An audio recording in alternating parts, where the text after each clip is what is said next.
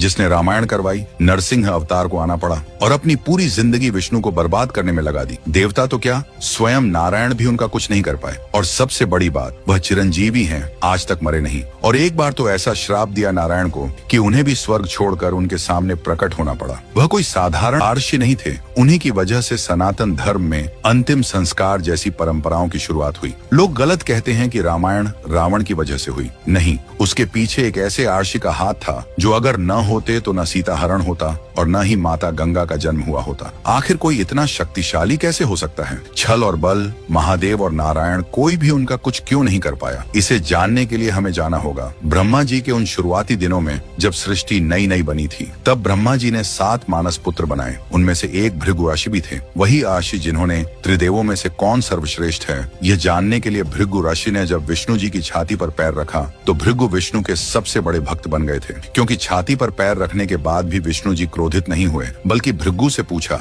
आपके कोमल चरणों में कोई कष्ट तो नहीं हुआ? ऋषिवर, तब से भृगु नारायण नारायण करते नहीं थकते थे। उस समय सृष्टि का निर्माण चल ही रहा था। तो भृगु ऋषि ने ब्रह्मा जी की आज्ञा से तप शुरू किया ताकि वे ब्रह्मा जी की सृष्टि निर्माण में मदद कर सकें। लेकिन उनकी एक पत्नी थी, काव्य माता। वह बड़े ही कोमल स्वभाव की थी। वह इतनी दयावान थीं कि असुरों और देवताओं में से कोई भी मदद मांगे वह मना नहीं करती थी। शादी के बाद काव्य माता को एक तेजस्वी पुत्र की प्राप्ति हुई जिनका नाम रखा गया शुक्राचार्य। शुक्राचार्य भी अपने पिता भृगु की तरह ऐसे तपस्वी थे कि एक बार तप करने बैठ जाएं तो सदियों तक ध्यान में मग्न बैठे ही रहते थे। एक तरफ पिता भृगु ब्रह्मा जी की सृष्टि निर्माण में मदद कर रहे थे, दूसरी तरफ शुक्राचार्य भी तप करने जंगल की ओर चले गए। उनकी माँ काव्य माता उस दिन अपनी कुटिया में अकेली थी। तभी वहाँ एक राक्षसों का समूह अपनी जान बचाकर आया और माता काव्य माता के दरवाजे पर आकर गुहार लगाने लगा, माता हमें शरण दो, कोई हमें मारना चाहता है। काव्य माता अति दयालु स्वभाव की थी। ये जानते हुए भी कि वे असुर हैं, उन्होंने सबको अपनी कुटिया में शरण दी और कहा, यहाँ तुम्हें कोई कुछ नहीं कर सकता। यह स्थान मेरे पति भृगु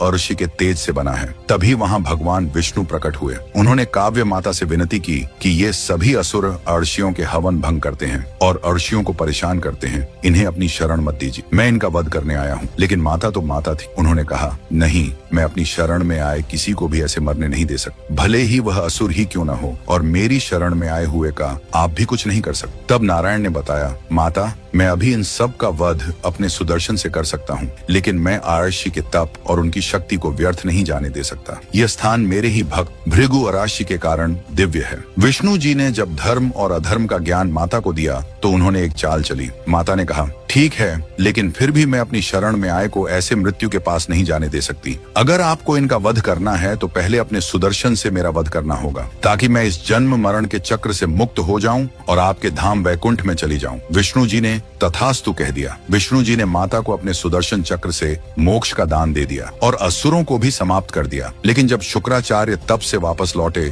तो उन्होंने पता चला कि विष्णु ने उनकी माता का वध कर दिया। तभी शुक्राचार्य ने कमंडल से जल हाथ में लिया और श्राप दिया, हे विष्णु, तुमने मेरी निर्दोष माता का वध किया है, मैं तुम्हें श्राप देता हूँ, तुम अभी वैकुंठ छोड़कर यहाँ आ जाओ। और हुआ भी वैसा ही। विष्णु जी वैकुंठ छोड़कर शुक्राचार्य के सामने प्रकट हो गए। तब विष्णु जी ने कहा, हे भृगुपुत्र, मैंने तुम्हारी माता का वध नहीं किया, मैंने तो उन्हें मोक्ष दिया है। लेकिन शुक्राचार्य ने एक नहीं सुनी और शायद उन्होंने अपने पिता भृगु आर्षि के पास जाकर सारी बात बताई और कहा, पिताजी आप तो ब्रह्मर्षि हो, त्रिदेवों को भी दंड दे सकते हो। ये सुनते ही भृगु आर्षि को गुस्सा आ गया और कहा, शुक्राचार्य तुम क्रोध में अंधे हो चुके हो, चले जाओ यहाँ से। भृगु आर्षि नारायण की माया समझ चुके थे, लेकिन शुक्राचार्य ने एक ऐसी प्रतिज्ञा ली जिसकी वजह से हिंदू पुराणों में रामायण जैसे ग्रंथ लिखे गए। उन्होंने कहा, हे विष्णु, भले ही मेरे पिता तुम्हें माफ कर दें, लेकिन यह शुक्राचार्य आज से तुम्हारा सबसे बड़ा शत्रु है। तब शुक्राचार्य देवताओं के पास गए, उनके गुरु बने, लेकिन देवताओं ने बृहस्पति को अपना गुरु बना लिया। इससे क्रोधित होकर शुक्राचार्य ने